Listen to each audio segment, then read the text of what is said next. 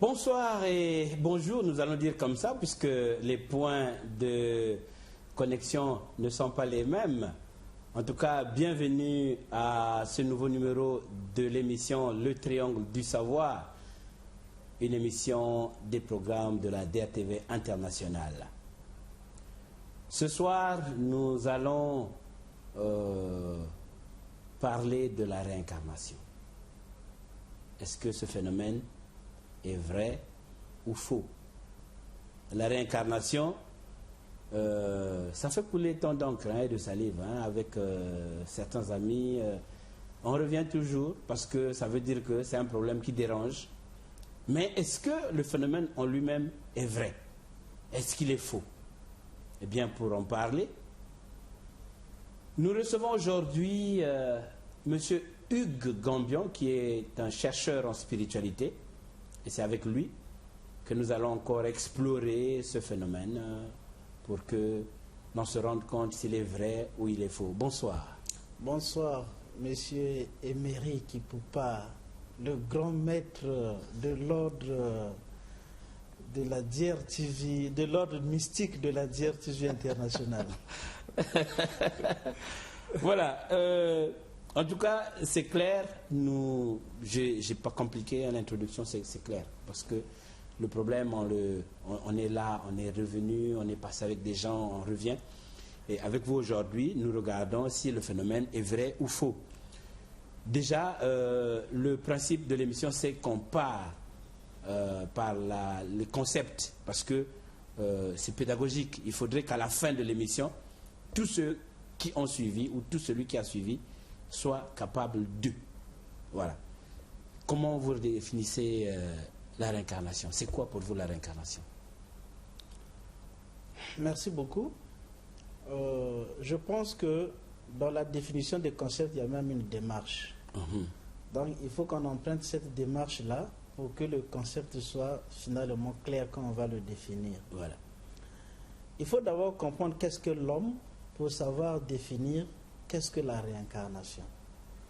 L'homme, c'est quoi? L'homme, c'est un ensemble de deux choses. Il y a l'esprit et il y a ce corps, pour être plus simple. Donc, l'esprit habite le corps. Et c'est ça qui fait l'homme. Et quand l'homme meurt, cet esprit sort du corps. Le corps, vous savez, on l'enterre, il pourrit dans la tombe. Et maintenant, ceux qui parlent de la réincarnation, qui croient à la réincarnation, on dit que la réincarnation, c'est le fait que cet esprit qui est sorti du corps revienne un jour ou plus tard sur terre en passant par une nouvelle naissance. Donc en prenant un nouveau corps qui n'est pas forcément ressemblable à l'ancien corps qu'il avait pendant son existence antérieure.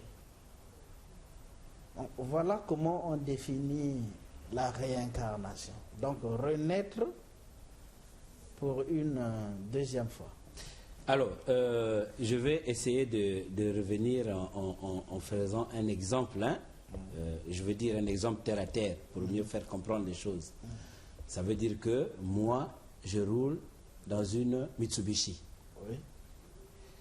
C'est-à-dire moi, l'esprit. Oui. Je viens dans la Mitsubishi et ça me permet de me déplacer partout où je vais. Oui. Bien. Et lorsque la Mitsubishi ne peut plus fonctionner, moi je laisse la voiture là. Oui. Je sors, je m'en vais. Oui, oui. Et puis bon, la voiture là, bon, c'est foutu, c'est le corps. Oui. Et puis voilà, c'est enterré et tout. Et quelques temps plus tard, beaucoup d'années plus tard, enfin, c'est ça, l'esprit qui doit revenir pour encore sur terre. Mais cette fois-ci, au lieu que je sois dans une Mitsubishi, je suis par exemple dans une Volvo. Voilà. Donc c'est clair. Et Voilà. c'est comme ça qu'on peut dire que bon, je suis parti d'un corps A quand j'étais venu en 1800, et maintenant que je suis en 2000, je suis dans un corps B, ce n'est plus la même chose. Voilà. Ok. Donc on comprend. Parce que cette question-là, c'est une question très importante. Bien sûr qu'il y a des gens qui ne croient pas à la réincarnation, justement. Ici, c'est ce que nous voulons démontrer si le phénomène est vrai ou faux. Alors, il y a que... On va commencer à se dire, est-ce que ce phénomène est spirituel? Est-ce qu'il est scientifique? Est-ce qu'il est physique? Comment on peut situer ça? Bon, d'abord, il faut d'abord dire qu'il est vrai. Il faut d'abord dire qu'il est vrai. Déjà, le fait que vous prenez un exemple sur deux voitures, en les séparant par le temps, l'inspiration qui vous arrive pour prendre cet exemple-là, c'est le langage de l'esprit qui affirme la réincarnation. Donc, je vois déjà qu'on est du même côté. Hein? On est déjà du même côté. C'est un exemple qui est très bien pris. Hein? C'est l'esprit qui vous le dit. Et l'esprit le dit parce que l'esprit sait que c'est la vérité. Maintenant, phénomène scientifique. Vous savez que la science a beaucoup de choses qui n'arrivent pas à prouver encore. Notre science, jusqu'à ce jour, ne nous permet pas de prouver l'existence de la réincarnation. Mais est-ce que c'est parce que la science n'arrive pas encore à prouver cela que c'est faux? Non. Maintenant, phénomène physique, oui, et spirituel, oui. Spirituel parce qu'il s'agit de l'esprit. L'esprit, c'est difficile de le voir, sauf si vous êtes entraîné à le faire et que vous y parvenez. Mais phénomène physique, oui, parce que ceux qui reviennent sur Terre, il y a des gens qui les reconnaissent, hein, qui ont la capacité de les reconnaître, et en ce moment-là, ils affirment l'existence de la réincarnation. Phénomène physique parce que oui, les gens reconnaissent on reconnaît que non, un tel, mais ces gens-là aussi ont été bien entraînés pour se rendre compte. Ou oui. Sinon, les gens qui reviennent eux-mêmes, ils s'arrangent à démontrer qu'il a été déjà sur Terre. Non, ce n'est pas donné à n'importe quel esprit. Cette capacité-là n'est pas donnée à n'importe quel esprit. Déjà, quand vous mourrez et quand vous revenez dans votre réincarnation, vous ne savez même pas qui vous êtes, qui vous étiez. Vous ne savez pas, il y a un voile d'oubli. C'est-à-dire, quand vous traversez votre monde pour arriver ici sur Terre, le corps que vous habillez vous met un oubli total de ce que vous étiez avant. On dit souvent que nous étions chez Dieu avant de venir sur Terre. Est-ce que nous avons la connaissance de notre vie auprès de Dieu dans son royaume là-bas? Il y a un voile d'oubli qui fait qu'on ne sait pas. Maintenant, quand vous êtes initié, on peut vous apprendre les méthodes qui feront que vous parvenez à découvrir vos vies précédentes. Qu'est-ce que vous étiez? Qu'avez-vous fait? Quelles sont les fautes? Comment vous pouvez les corriger? Ça, c'est possible. Alors, parce que je dis ça, je viens sur l'exemple d'un document que j'ai suivi où un enfant était en train de dire, il disait tout le temps, on va aller chez nous, là où nous sommes, là, c'est pas là. Et puis, il a expliqué la ville où ils étaient, là. Après, on l'a mené, et il s'est retrouvé. Que non, mais ça, c'était notre maison, ici, il y avait ceci, là, c'était comme ça, à tel endroit, il y avait ceci. Bon, c'est un enfant. Et on a dit que c'était une réincarnation. C'est tout à fait vrai. Moi, je crois à cela parce que moi-même, je suis un exemple. Moi, j'ai suivi un débat qui s'était passé avec une personne qui ne croyait pas à la réincarnation. Et il se basait sur le fait que lui, il peut invoquer un esprit, l'esprit apparaît et il peut parler avec cet esprit-là. Et la raison qu'il dit, c'est quoi? La raison du refus de la réincarnation. Pour lui, il se dit, s'il invoque l'esprit, l'esprit arrive. Donc, s'il était réincarné, par exemple, à Kinshasa ou bien à Kombe, il doit disparaître de là où il est pour apparaître en face de lui et s'échanger. Justement, je devais arriver là. D'accord. La place des évocations. Et justement, parce que ça, vous êtes en train de dire que le phénomène est vrai. Oui. Vous avez démontré. Hein? Même si vous pensez que je suis de votre côté. Non. J'ai pris les exemples parce que j'ai compris ce que vous avez expliqué. Et pour rendre encore plus clair aux téléspectateurs, j'ai pris ces deux exemples. Moi, je ne suis pas de votre côté. Je ne suis même pas aussi du côté des autres. Je suis au milieu. Ok. Bon. Ça, c'est vous qui êtes en train de vous démontrer que ça existe. De l'autre côté, on dit, non, ça n'existe pas, justement, la question de l'évocation des morts. Parce que lorsque lui dit, moi, je cause avec ceux qui sont partis, je les vois tous les temps. Alors, je me demande, comment celui qui est parti, que lui, tout le temps, est en train de voir, quand il a une situation, il évoque, le gars arrive, il le voit, il discute, ça parle. Que ce même monsieur-là, qu'on dise, donc dans sa vie antérieure était à Kinshasa, et sa vie actuelle se trouve à Betou. Mais lui étant à Kinshasa, dans un coin, parce que c'est son parent, il dit, mais moi j'ai telle situation, un tel vient, voilà comment tu faisais, et un tel apparaît. Il lui explique, non, tu n'avais qu'à prendre 2 feuilles de manioc, de plier, de faire ceci, et tu mets sur la plaie, c'est qu'à ta place, mais c'est bon, c'est bien, ça va finir. Il est devant lui. Bon, maintenant, celui qui se retrouve à Betoula, quelle est sa place? Il fallait lui poser la question de savoir, puisque le gars était décédé, son corps était pourri, non? Oui. Mais la forme qui apparaît là, il a eu où? C'est ça la question qu'il fallait lui demander.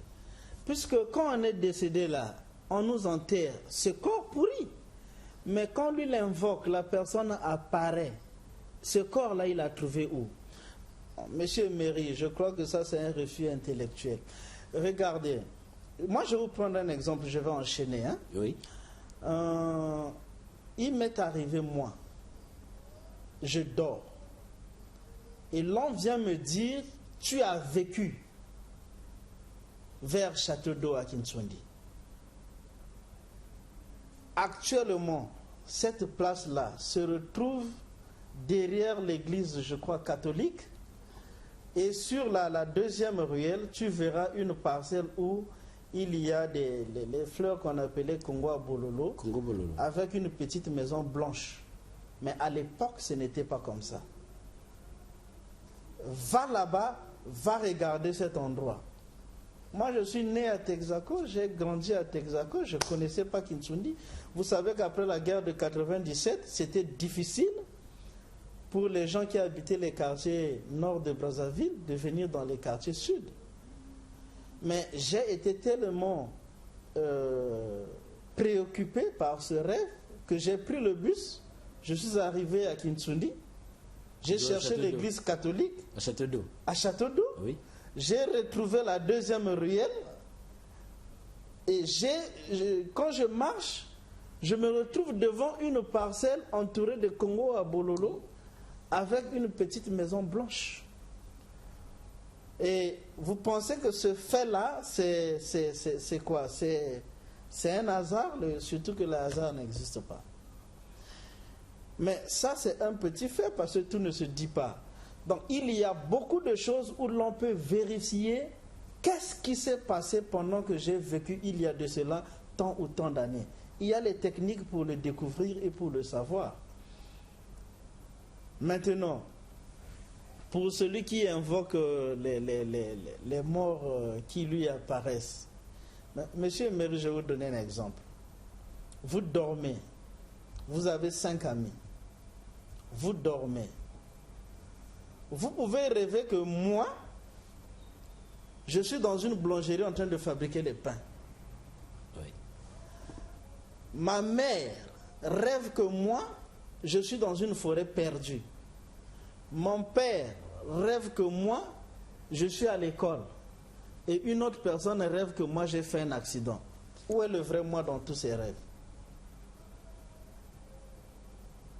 Donc, c'est pour autant dire que nous avons des clichés. Le corps a des clichés.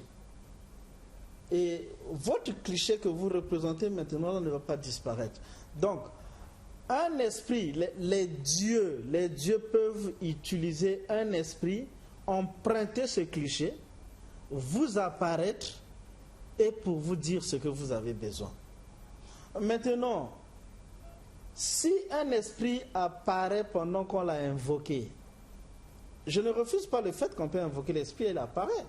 Mais si un esprit apparaît pendant qu'il a invoqué, mais qu'est-ce qui fait dire que réellement c'est cet esprit, c'est ce défunt père que j'ai invoqué? Qu'est-ce qui te fait dire ça? Ton assurance, c'est ce qu'il te dit. Oui. Hein? Mais pourtant, son corps était pourri, le corps qui apparaît devant toi, il n'est pas réel. C'est un cliché qu'on a emprunté, on a matérialisé, il vient. Mais rien ne prouve que c'est exactement ou strictement ton père que tu as invoqué. Alors, on va revenir un peu sur ce phénomène-là. C'est tellement intéressant qu'on a envie de bien comprendre ça. Moi, Emery, je suis ici, je dors, je rêve que je suis en train de passer à l'émission avec vous. Oui. Moi-même, hein, ça c'est moi-même. Oui. Je dors, je suis en train de rêver, je passe à l'émission avec vous. Oui. Pendant ce temps, Ernie Kengouya, chez lui, il dort, il est en train de rêver, qu'il est en train de réaliser. Non. Il dort, il est en train de rêver que moi, je suis avec lui dans le marché, poto-poto, on est en train de chercher. Exactement. Par exemple, un produit comme ça. Oui. Villepro Kenzo, chez lui, il dort, il rêve qu'il est avec moi, mais nous sommes en France. Voilà.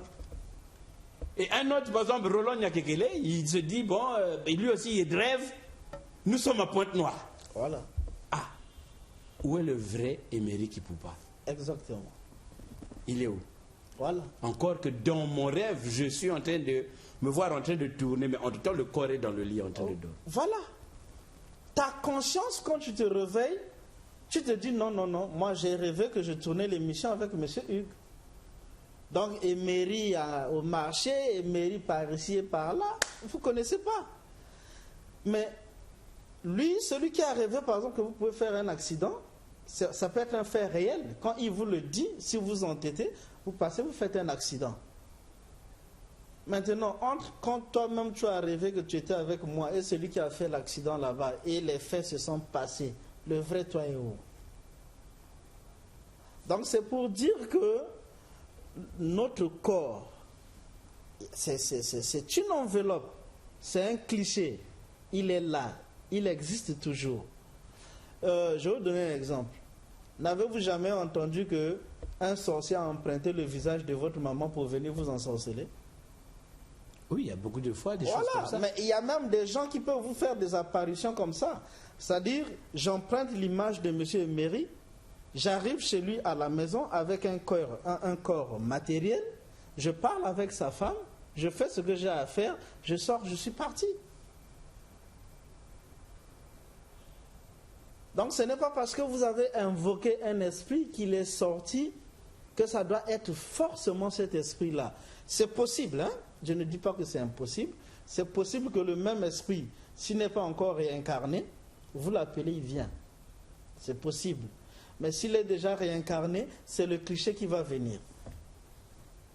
Alors, il y a combien de possibilités? Disons que le corps, nous allons parler de clichés justement, parce que là, si on prend des exemples, là, pour un esprit incarné, il peut apparaître ou être dans ce genre de situation-là combien de fois? Autant de fois, parce que dans le monde super-humain, s'il faut l'appeler comme ça, dans le monde super-humain, il y a des dieux qui gèrent toutes choses. Donc, Emery peut avoir une réincarnation en France, il n'a plus besoin d'être en Afrique. Son frère l'invoque à Brazzaville. Les dieux peuvent juger bon d'envoyer M. Hugues, qui est un autre esprit, de prendre le cliché d'Emery avec toute l'histoire et d'aller répondre à la question d'Emery. C'est ce qui se fait. Dans le cas où la personne est déjà réincarnée, on prend le cliché, on apparaît, on résout le problème. Alors là, il y a un autre aspect. Mais ceux qui vont invoquer les morts à la tombe, oui, c'est vrai que ça apparaît à peu près la même chose. Mais il y a quand même un problème. Je suis là dans la nécromancie, là. oui, Hein? Je suis là dans la nécromancie. oui. Il va à la tombe, ben, il fait des trucs, et puis il y a ceux qui font même monter le cercueil, ils montent. Et puis le gars commence à parler. Monsieur Méré, quelqu'un qui est décédé, son corps pourri, le cercueil après il disparaît, hein? C'est le bois. Oui. Après il disparaît. Vous faites monter le cercueil, qui sort? Vous ne croyez pas que c'est une illusion? En ce moment-là, ça devient une illusion. Mais moi, je parle ici de l'être humain, hein, qui meurt. Il est un esprit, il a la possibilité de renaître quelque part s'il n'a pas fini ses devoirs. Moi, je parle de ça. Mais les choses physiques qui peuvent s'éliminer, non. Ça sera une illusion. En ce moment-là, on peut parler de l'illusion. Mais quand il s'agit d'un esprit, un homme qui a un esprit, il décède, son esprit sort de son corps et qu'il naît dans un autre village ou dans une autre famille des années après, ça c'est carrément vrai, c'est la réincarnation. Là, il n'y a pas d'illusion. Alors, il y a un autre fait, c'est bon, on va évoluer, parce que bon, dans l'évocation des morts et la réponse réelle, vous venez d'expliquer ici que si moi je suis réincarné en France, je ne suis plus en Afrique, et mon frère m'évoque parce qu'il y a une situation, vous avez parlé. Vous avez dit, je prends vos termes, hein, dans ce monde super humain, oui, qu'il y a des dieux qui gèrent certaines situations, oui, et qui vont juger bon de prendre M. Hugues et me mettre sur M. Hugues mon cliché avec toute l'histoire, oui, pour faire face à la demande de la personne qui est en train d'évoquer les morts. Oui. Voilà. Maintenant, ce que je voulais dire, c'est la question de... nous allons parler de... la réponse est réelle. Bon, dans la réponse qu'on donne, justement, c'est parce que vous avez dit que la personne qui vient répondre, ou disons l'esprit qui vient répondre à toute l'histoire, et donc ne peut pas tâtonner sur la réponse à donner. Oui. Oui. Mais, monsieur Mérite, tout ce que nous faisons, ça reste dans la mémoire de la nature, ça ne disparaît pas. Donc ils ont la possibilité, en seconde de charger l'information, et la personne vous apparaît, il vous dit tout. Il peut même vous parler de votre enfance, de tout, pour que vous soyez rassuré que c'est réellement votre grand-père. C'est ce qui se passe. Donc, il faut monsieur Emerien, si les gens ne croient pas à la réincarnation,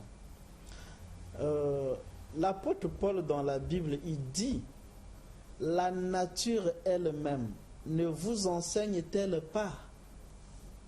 Ça veut dire quoi? Qu'il y a les faits de la nature qui peuvent nous enseigner que c'est un phénomène réel. Je vais m'amener à vous prendre quelques exemples. Jean-Baptiste a un débat avec les gens qui ont été envoyés chez lui pour lui demander qui il était. Il dit, je suis la voix de celui qui crie dans le désert. Les gens disent, non mais, nous on ne comprend pas qu'est-ce que ça veut dire, dis-nous. Mais à force de lui poser la question, ils lui ont posé la question de savoir, es-tu Élie? Mais ça devrait faire réfléchir les lecteurs. Pourquoi on lui demande, es-tu Élie? Parce qu'on sait que Élie avait vécu. Il avait décapité les prophètes de Baal. Mais quand ils sont devant Jean-Baptiste, il dit, ah, es-tu Élie? Mais quand ils posent cette question, c'est parce que dans leur culture, ils savaient bien que la réincarnation existait. Et en ce moment-là, ils posent la question, est-ce que tu es Élie? Est-ce que c'est Élie qui est revenu? Donc cette préoccupation montrait déjà que les gens croyaient à la réincarnation. Quand il dit es-tu Élie, ça veut dire qu'ils savent que ces choses-là se passent. Tel qu'on dit au village, la grand-mère en a coupé le doigt, dans une famille là-bas, on a vu un enfant qui naît avec un doigt coupé.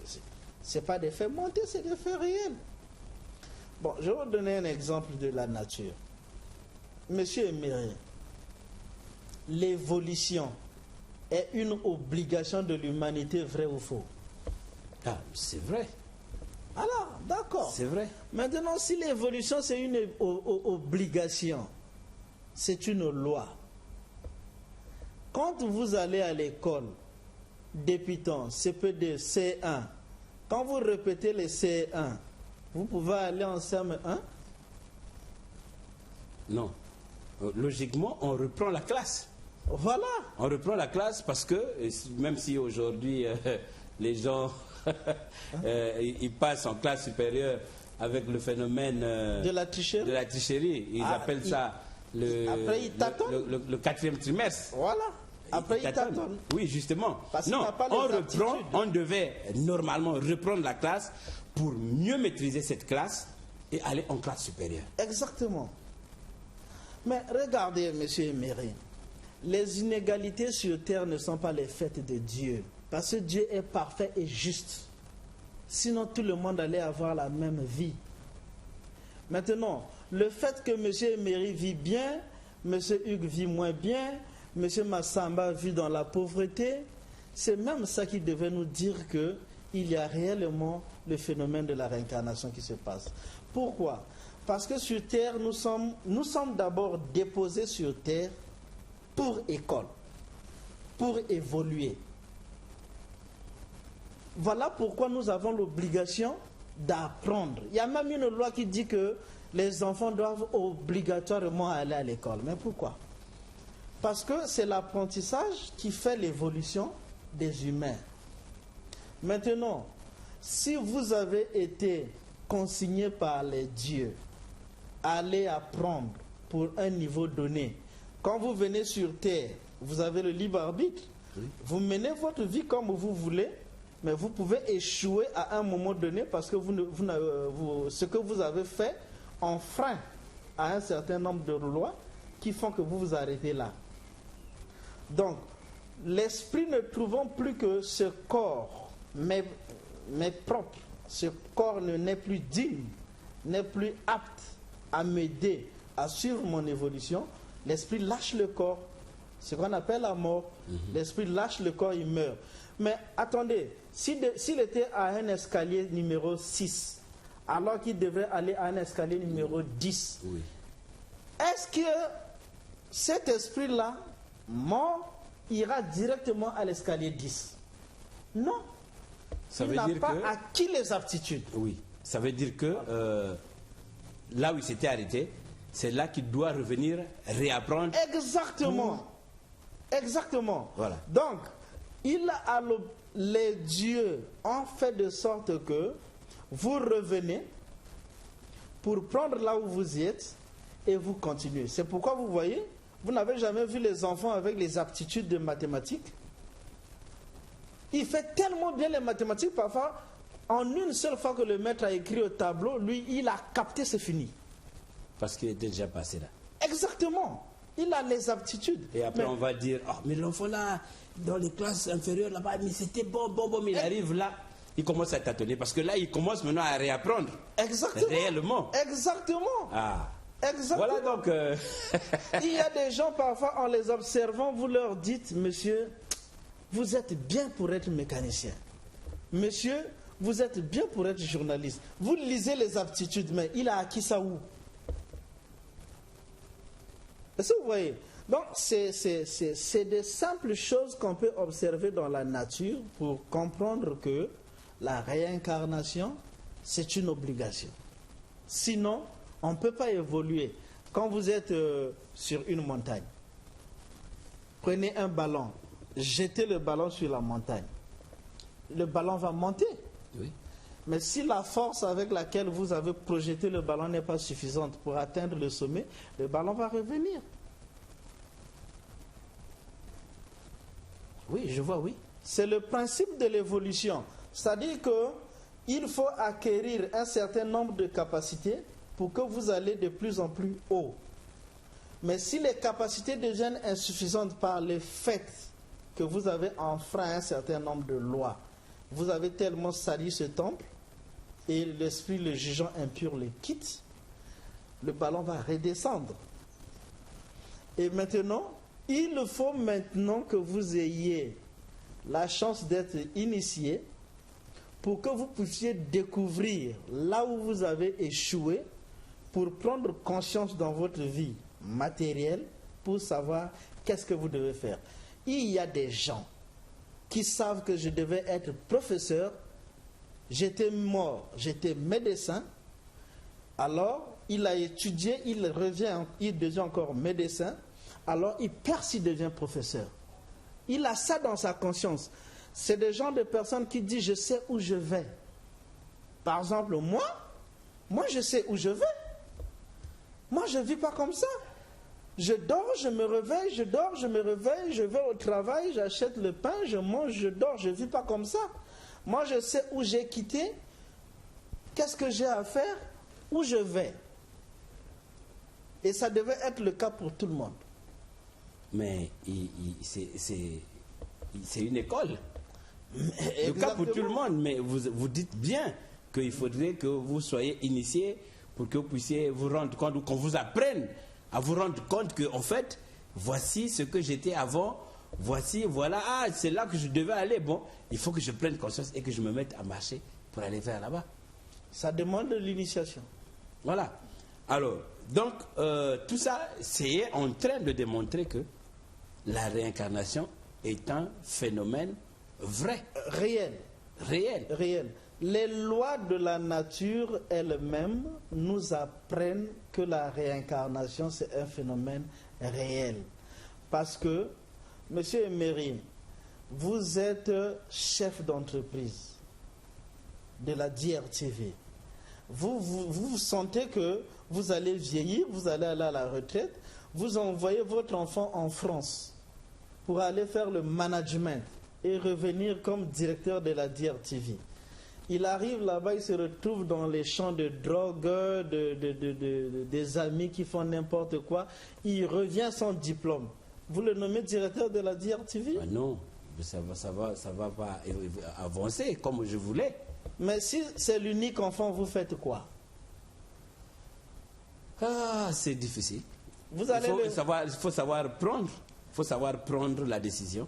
En ce moment-là, on se dit non, tu repars, refais. Ou on te change, bon, comme là-bas, quand on t'envoie, tu vas aller, bon, va ailleurs, va refaire les mêmes choses, mais ailleurs, cette fois-ci. C'est une loi de la nature.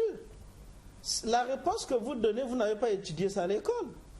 C'est l'esprit qui vous dit ça. Et ce que l'esprit dit là, c'est la vérité. Donc, vous croyez que la réincarnation existe, même si vous voulez être neutre. Non, moi je suis au milieu. Je suis au milieu, je veux comprendre. Justement, c'est ça.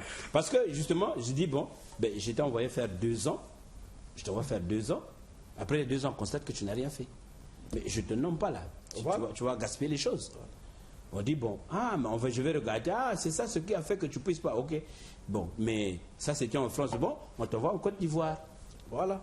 Pour refaire les mêmes études. Parce qu'on veut que tu sois calé, comme on dit, pour mieux gérer l'entreprise. Voilà. On va t'envoyer. Mais je comprends maintenant que tu vas refaire ce que tu es parti, que tu allais faire, que tu n'as pas pu faire de l'autre côté.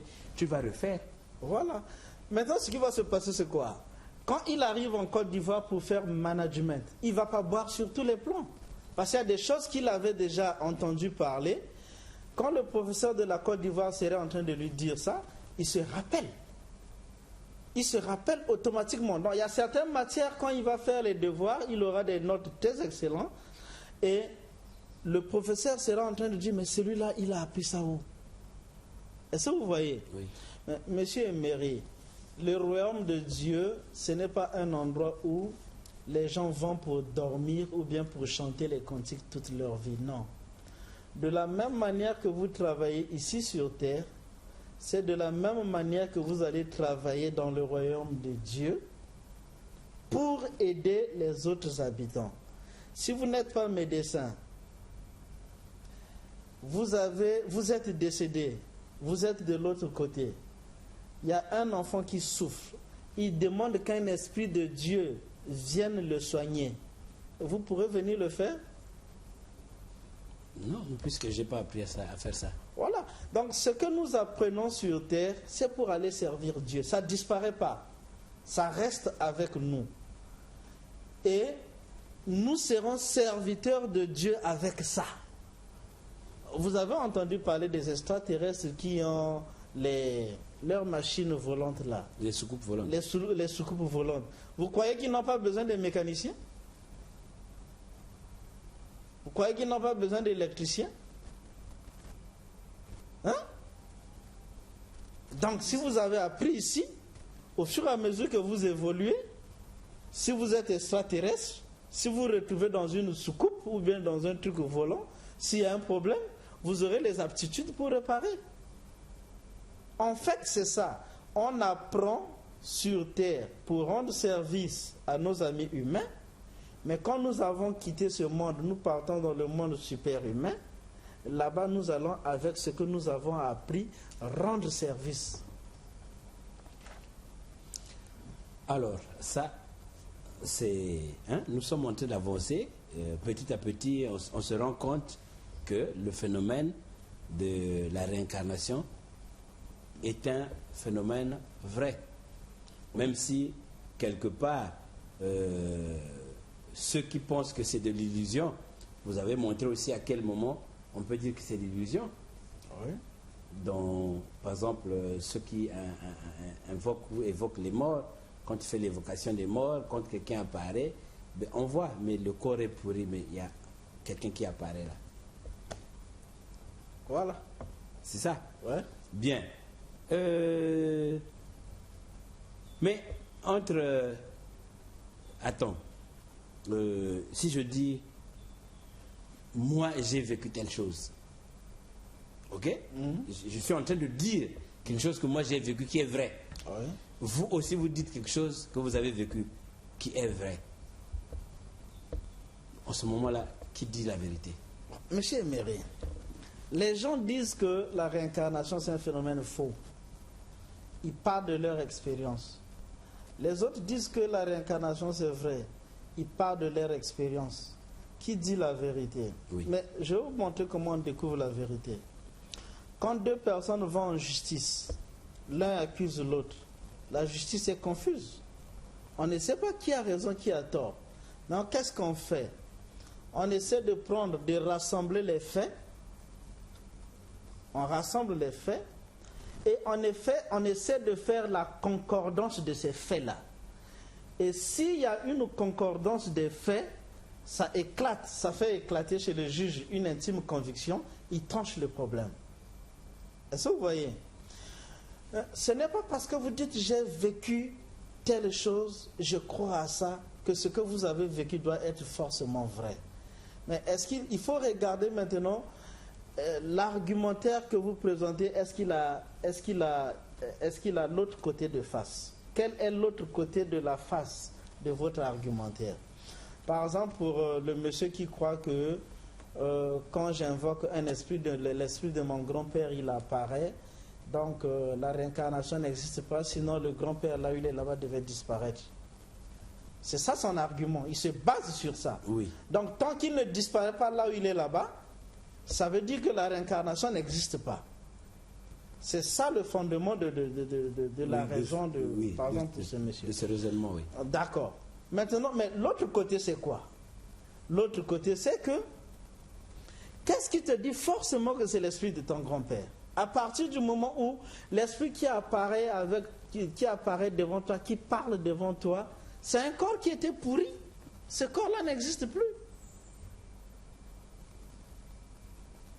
Donc, l'autre explication veut dire quoi? C'est un cliché qu'on emprunte, qui est chargé d'informations qui vient te parler. Maintenant, entre les deux raisonnements, où est-ce qu'il y a la concordance des faits? Qu'est-ce qui peut éclater l'intime conviction? C'est lorsqu'il faut, s'il faut observer les deux facettes. en ce moment-là, on découvrira les défaillances d'une facette par rapport à l'autre facette. Exactement. Donc, dans ton raisonnement, quand tu dis, moi j'ai vécu ça, je fais ça, s'il y a une défaillance, s'il y a une autre explication, ta pratique tombe. Ta pratique tombe. Mais je ne dis pas qu'elle tombe absolument. Oui, ta je pratique comprends. tombe, Oui. ça veut dire que ce n'est pas la seule raison. Ce n'est pas la seule raison, parce qu'à côté de votre raison, il y a une autre. Vous pouvez invoquer votre grand-père s'il n'est pas encore incarné, il revient. Mais sachez De façon vraie? De façon vraie. Mais le corps qui le ramène, parce que ce corps-là, vous pouvez le toucher et lui dire bonjour et vous le sentez. Mais ce corps-là n'est pas vrai parce qu'il était pourri dans la tombe. Donc c'est un autre corps qu'on a emprunté et qui apparaît devant toi avec son esprit. La deuxième possibilité, c'est que s'il est déjà réincarné, de la même manière que ce corps qui te salue, qui parle avec toi, apparaît, donc un autre esprit chargé d'informations prend ce cliché et apparaît. Non, est-ce que là, lorsqu'on touche, on peut toucher et tenir? Oui. Ah. Vous pouvez manger ensemble? Il y a quelque chose, oui, je suis en train de voir là, il y a quelque chose qui arrive pendant que vous êtes en train d'expliquer. Je pense à Jésus quand il sort de la tombe. Oui. Il a quel corps en ce moment-là? Il a un corps céleste. Il a un corps glorieux, comme disent les chrétiens. Mais vous vous souvenez qu'ils ont parlé et ils se sont partagés le pain. Quand ils partagent le pain, en ce moment-là, les disciples se rendent compte que ça, c'est le maître. Mais est-ce qu'un corps d'esprit peut couper le pain? Ce n'est qu'un corps matériel qui peut couper le pain. Et encore que tout corps d'esprit n'existe pas parce que tous les corps ne sont que matière. Vous savez qu'il n'existe que 3 états de la matière. Oui. La matière solide, liquide et gazeuse. Donc en réalité, quand on dit esprit, c'est comme ça, mais sinon tout est matière. Donc on emprunte une matière pour apparaître avec. Ok, donc en tout cas, ça paraît enfin un peu plus clair. Je dis un peu plus clair, on ne peut plus clair. Parce que lorsque on est catégoriquement dans la position de la réincarnation, c'est de l'illusion. Encore que c'est une facette. Là, je comprends bien. Oui. C'est une facette. Oui. Et lorsque on tourne l'autre côté, ben, on va dire, mais au fond, il y avait telle réalité. Voilà. Et donc, on commence à remettre en cause la première réalité parce qu'on découvre la seconde. Et donc, il faut maintenant bien faire le rapport pour tirer la conclusion. Exactement. Voilà. Monsieur Emery, on m'a appris une chose. Quand vous voulez argumenter quelque chose, ou quand vous voulez trouver une raison sur quelque chose, quand vous êtes perdu, vous ne savez pas quoi dire, il faut se référer tout simplement à la logique. Quand vous prenez la logique comme référence, vous pouvez expliquer ce qui vous échappe. Est-ce qu'il est logique qu'un enfant qui a répété 4 fois le SEM 1 se retrouve en 6e?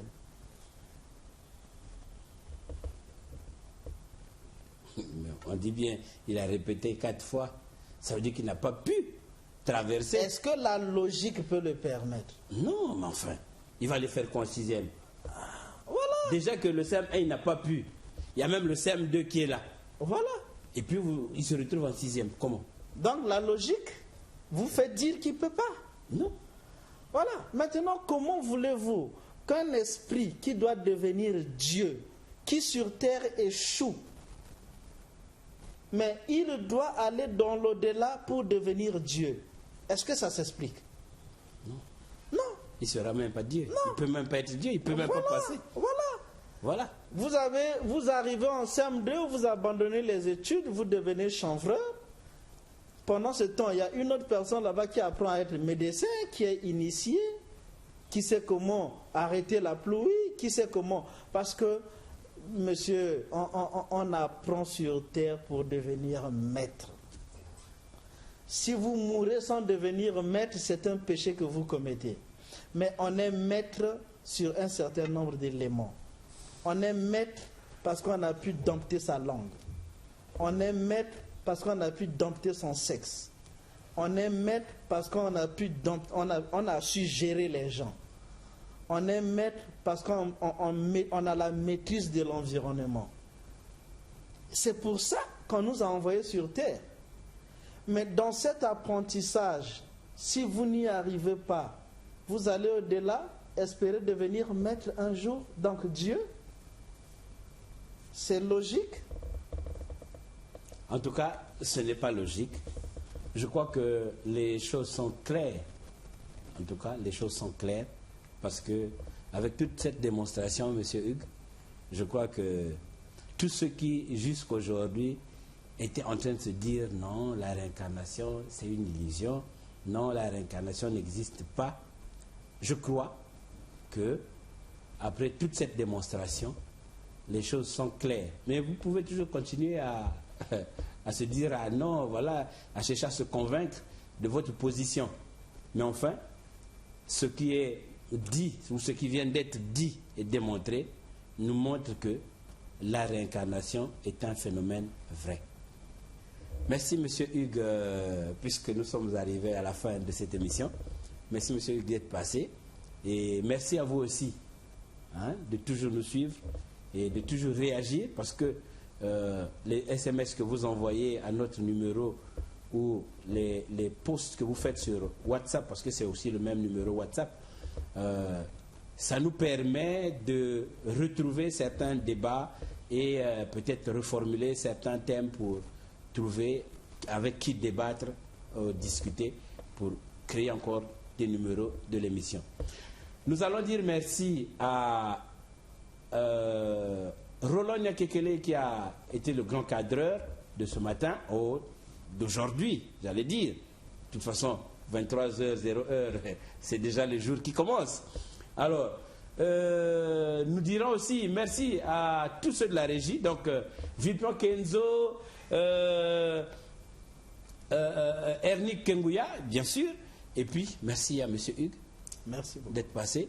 Merci. Une fois de plus, merci et bonne soirée chez vous. On se dit au revoir et à la fois prochaine.